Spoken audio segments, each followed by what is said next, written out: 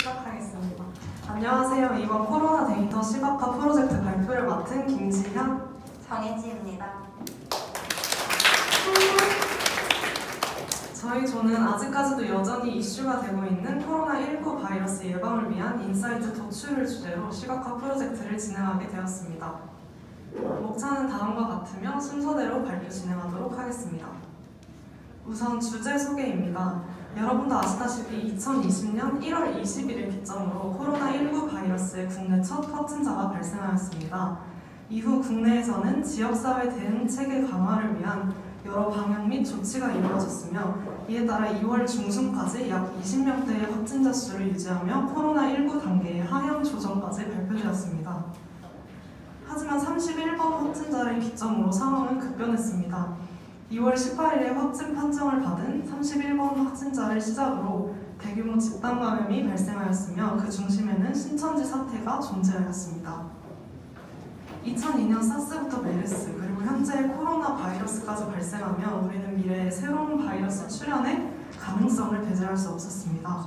그렇기에 저희 조는 심각한 수준의 집단 감염을 일으킬 수 있는 이 코로나 바이러스의 예방을 위한 인사이트의 필요성을 느꼈으며 전반기에 진행하였던 파이썬 라이브러리 스터디를 바탕으로 이와 관련된 시각화 프로젝트를 큰 주제로 선정하게 되었습니다.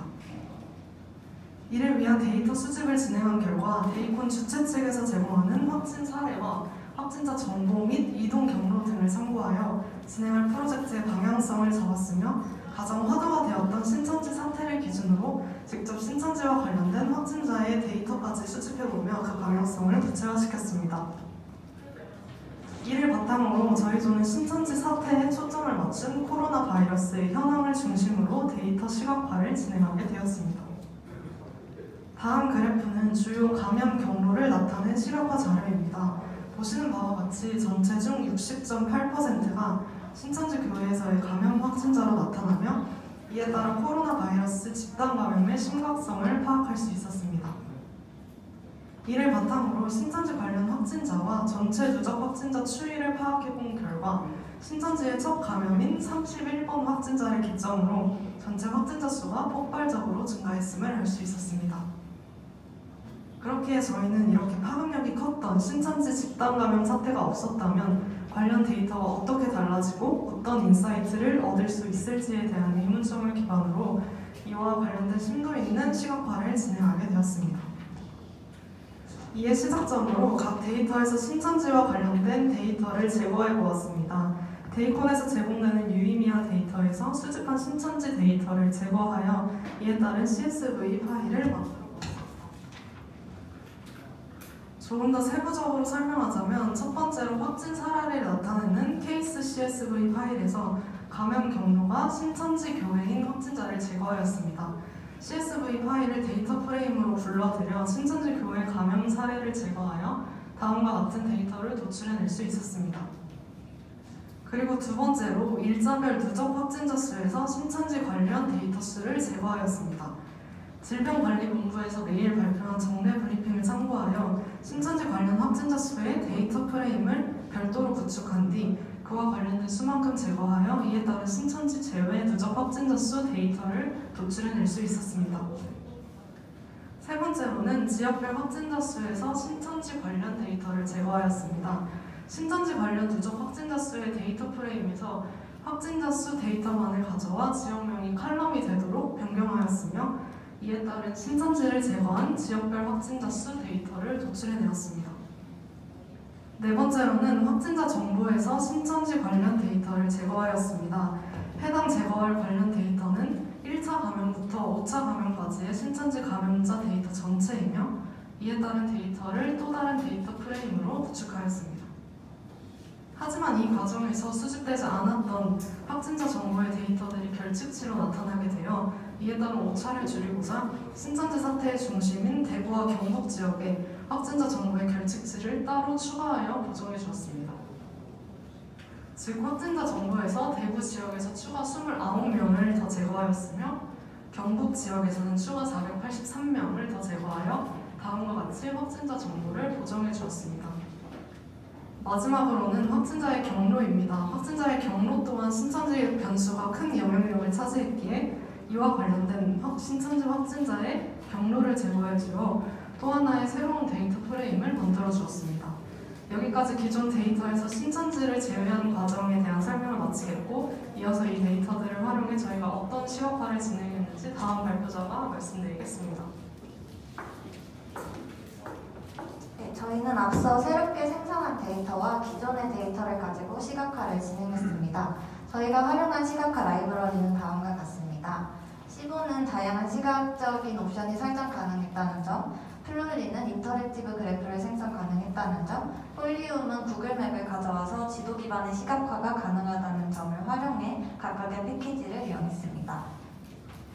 저희는 시각화를 통해 확진자 주요 발생 도시 및 동선, 주요 감염 경로, 연령대별 확진자 및 접촉자 수, 날짜별 확진자 수 추이 이렇게 4가지 주제에 대해서 확인해보고 인사이트를 도출해보고자 하였습니다. 우선 첫 번째 주제인 확진자 주요 발생 도시 및 동선에서는 3가지의 시각화를 해보았는데요. 첫 번째는 확진자 주요 발생 도시에 대한 것이었습니다. 왼쪽에 신천지를 포함한 걸로 보면 특정 지역이 굉장히 큰 비율을 차지하고 있고, 오른쪽에 신천지 관련 데이터를 제거했을 때는 비교적 다양한 지역에 골고루 분포해 있는 것을 확인할 수 있었습니다. 다음은 지역별 확진자 발생 추이인데요. 아래 X축에 보시면 지역명 뒤에 X가 붙은 게 신천지 관련 데이터를 제거한 거고, Y가 붙은 게 신천지 관련 데이터를 포함시킨 것입니다. 네, 예상하셨겠지만 대구와 경북은 신천지 관련 데이터의 포함 여부에 따라서 격차가 정말 크게 나타나지만 그 외의 지역들은 큰 영향이 없는 것을 볼 수 있었습니다. 그 다음으로는 아까 말씀드렸던 지도 기반의 시각화가 가능한 폴리움을 이용해서 가장 많이 돌아다닌 확진자 5명의 동선을 지도에 시각화해보았습니다. 두 번째 주제로는 주요 감염 경로에 대한 시각화를 진행했는데요. 신천지를 포함했을 때는 신천지 관련 확진자가 60.8%로 나타났고, 신천지를 제거했을 때는 접촉 감염이나 해외 유입이 비교적 많은 비율을 차지하게 되었습니다. 다만 저희한테 주어졌던 케이스라는 데이터상에서 집단 감염인 경우에는 어느 집단인지가 감염 경로로 찍혀 있었기 때문에 저 아래 작게 분포해 있는 것들이 모두 집단 감염에 해당하는데요.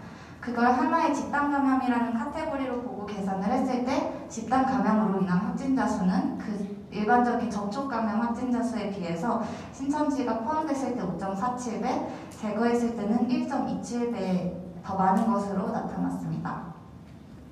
세 번째는 연령대별 차이에 대한 시각화였습니다. 연령대별 확진자 수를 시각화한 데는 플롯2를 활용했고, 접촉자 수에서는 시본에 있는 스캐터 플롯을 활용해서 값의 분포를 나타냈습니다. 사실 연령대별 차이에 대해서는 신천지 관련 데이터를 포함했을 때와 제거했을 때 그렇게 의미 있는 차이를 보이지는 않았습니다. 마지막으로 해본 건 날짜별 확진자 수 추이에 대한 시각화인데요. 왼쪽 먼저 보시면 빨간색 선이 신천지를 포함한 전체 누적 확진자 수를 의미하고, 파란색이 제외한 데이터를 의미합니다. 오른쪽은 좀 더 직접적으로 비교가 되는데요. 빨간색이 신천지의 누적 확진자만 나타낸 그래프이고, 파란색은 마찬가지로 신천지를 제외한 데이터입니다. 그리고 표시해둔 구간은 첫 번째 신천지 관련 확진자가 발생한 이후에 특정 기간 동안 코로나 확진자가 급증한 구간을 표시해둔 것인데요. 약 20일 동안 신천지 관련으로 인한 확진자가 같은 기간 그렇지 않은 확진자에 비해서 2.65배 더 빠르게 확산한 것을 확인했습니다. 그럼 지금부터 앞에 설명드린 각각의 시각화를 통해서 저희가 어떤 나름의 인사이트를 얻었는지 각 주제에 맞춰서 설명해 드리도록 할게요. 첫 번째 주제였던 확진자 주요 발생 도시 및 동선입니다. 아까도 보셨지만 신천지 데이터를 포함했을 때는 경북 도시인 경산시가 45% 정도로 굉장히 큰 비중을 차지하고 있고, 신천지를 제거했을 때는 대구, 경북 도시뿐만 아니라 천안, 아산, 경기도, 강남구 등 보다 다양한 지역에 골고루 확진자가 분포한 걸 알 수 있습니다. 그리고 저희가 기사를 찾아본 결과 그런 다른 지역에서는 대부분 슈퍼 전파자와의 접촉이나 아니면 또 다른 집단 감염으로 인한 것이라는 걸 확인했습니다. 그 두 번째 주제인 주요 감염 경로에 대한 분석입니다. 아까 이건 신천지 데이터를 제외한 감염 경로 시각화 자료인데요. 접촉 감염으로 인한 게 31.7%, 해외 유입으로 인한 게 10.8%로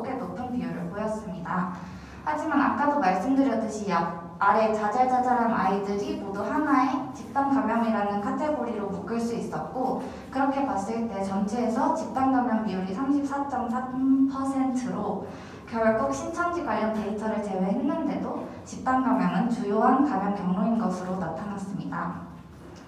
저희는 이 집단 감염이 결국 1대 다 접촉이라는 점에 착안해서 아주 단순한 가정을 하고 집단 감염의 위험성을 한번 계산해보고자 했습니다. 한 홍콩 연구에 따르면 감염이 된 이후에 다른 사람에게 옮기는 전염력이 생기기까지의 평균 기간이 2.5일로 조사되었다고 하는데요. 저희는 그걸 반영해서 전염력을 가진 한 명의 보균자가 일주일에 대략 이 정도의 날짜 간격을 두고 2번씩 사람들을 만나는 일정이 있다고 가정해봤습니다. 그랬을 때 그 만남의 유형에 따라서 3가지 케이스로 나눠봤습니다. 첫 번째는 둘 모두 소규모 만남인 경우, 두 번째는 그중 한 번은 일회적 집단인 경우, 세 번째는 그중 한 번이 일주일에 한 번씩은 만나는 정기적 집단인 경우로 나눠보았습니다. 그랬을 때 첫 번째 케이스에서는 2주 동안 20명, 두 번째는 60명, 세 번째는 144명의 새로운 확진자가 발생할 수 있었습니다. 결국 개인 접촉과 비교했을 때 일주일에 한 번 정기적으로 모이는 집단을 통한 집단 감염이 약 7배 정도의 확산성을 가질 수 있을 걸로 본 건데요. 실제로 아까 저희가 봤던 그래프 중에서 신천지 관련 데이터를 포함한 감염 경로 비율을 분석해봤을 때 집단 감염이 일반 접촉 감염의 5.47배로 상당히 높은 비율을 보였습니다. 다만 저희는 이런 집단 감염의 파급력에는 해당 집단의 규모나 성격이 굉장히 큰 변수로 작용할 수 있다고 생각했습니다. 한 집단에 얼마나 많은 사람들이 얼마나 직접적인 상호작용을 하는지에 따라서 그 집단의 감염률이 크게 차이날 것이라고 생각했고, 신천지 집단 감염이 다른 집단 감염에 비해서 그렇게 큰 확산성을 가지게 된 것도 그 집단의 특성이 반영된 것일 것이라고 생각했습니다. 따라서 감염 확산 초기에 집단의 특성을 반영한 방역 정책을 펼친다면 집단 감염의 위험성을 줄일 수 있을 것이라고 생각했습니다. 세 번째 주제는 연령대별 차이에 대한 것이었습니다. 연령대별 확진자 수를 보시면 20대에서 50대 사이에 확진자가 많은 것을 볼 수 있고, 접촉자 수도 비슷한 양상으로 나타났습니다. 저희 팀은 이걸 통해서 결국 활동량과 교류가 많은 그 세대의 특징이 확진자 수에 영향을 미쳤다고 보았습니다. 그 중에서도 특히 20대와 50대가 두드러지는 양상을 보였는데요. 사실 20대가 사회적 거리두기에 대해서 경각심이 부족하다든지 아니면 다양한 지역으로의 다양한 활동을 한다는 건 충분히 공감할 수 있었지만 50대에 대한 부분은 예상하지 못한 부분이었습니다. 그런데 실제로 코로나 격리 해제 후 재확진 판정을 받은 상당수가 20대와 50대라는 기사가 있었고, 저희는 이걸 통해 20대와 50대가 분명 감염병에 대응하는 방식에 있어서 뭔가 비슷한 부분이 있을 거라고 생각했습니다. 지금은 정확한 요인에 대한 분석이 이루어진 상태는 아니지만 차후의 감염병 사태에 대비해서는 그런 공통적인 부분에 대해서 좀 더 세밀한 연구가 필요할 것으로 보았습니다.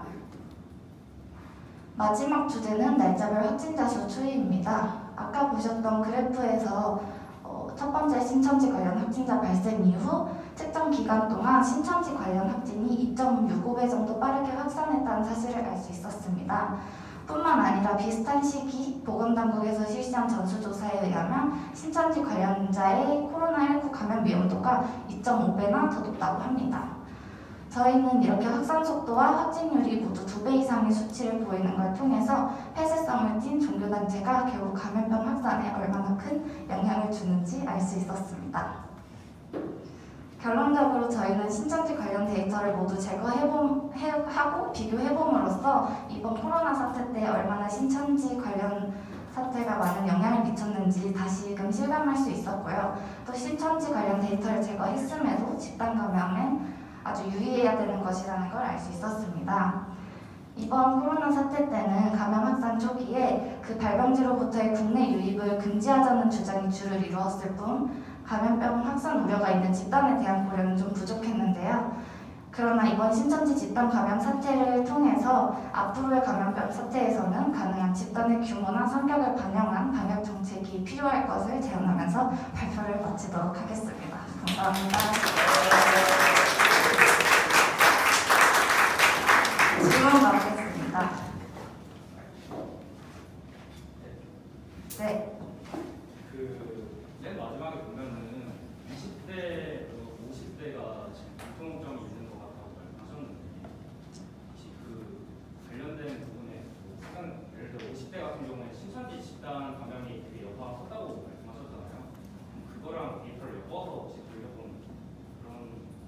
그렇진 않은데. 그러니까 지금 20대랑 50대가 집단 감염률이 가장 높다고 관측이 되었잖아요. 그죠? 네, 맞나요? 맞습니다. 그럼 50대 같은 경우에는 이제 뭔가 종교를 많이 믿거나 뭐 그런 수치 때문에 집단 감염률이 높은 거 아닌가 싶다는 생각이 들고, 또 20대 같은 경우에는 이번에 이태원 사태처럼 좀 그런 집단 감염 문제들이 좀 공통점이 아닐 수도 있다는 생각이 들어서 그 부분에 어떻게 생각하세요? 그런데 저희가 여기 발표 결과물에 실지는 않았는데 그 신천지 집단 감염된 사람들 사이의 연령대 분포를 봤을 때도 기억으로는 20대와 50대가 가장 많았던 걸로 기억이 되거든요. 그래서 20대도 신천지로 인한 집단 감염이 많았을 것이고 50대도 많았을 것인데 아까 그 데이터에서는 신천지 관련은 제외하고 본 데이터였어요. 그래서 거기에서도 20대와 50대가 가장 많게 나타난 것이었습니다. 지금 그냥 질문을 가지고 얘기 듣다 보니까 잠깐 나왔는데 20대가 이제 많이 나오는 거는 약간 예측이 되잖아요. 그럼 생각해보면 20대 부모 세대가 50대니까 20대가 많이 나오면 50대도 많아질 수 있는 거잖아요. 네, 저희도 약간 그렇게 생각하고 있습니다. 감사합니다. 혹시 네. 하나 더 질문 그 테이블 같은 경우에는 네. 주로 어떻게 보면 집단이잖아요. 아까 전에 보니까 집단 특성에 따라서 방역을 대책을 다르게 해야 된다라고 말씀하셨는데, 그럼 테이블 같은 경우에는 어떻게 하면 좋을까요? 테이블 같은 경우에는 이미 온라인 스터디로 많이 전향을 하고 그 규모가 작은 집단으로 나누어서 진행된다는 점에서 잘 하고 있다고 생각합니다.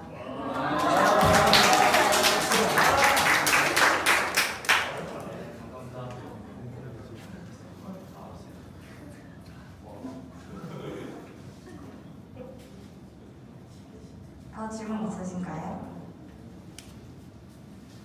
없으면 이상으로 발표 마치겠습니다.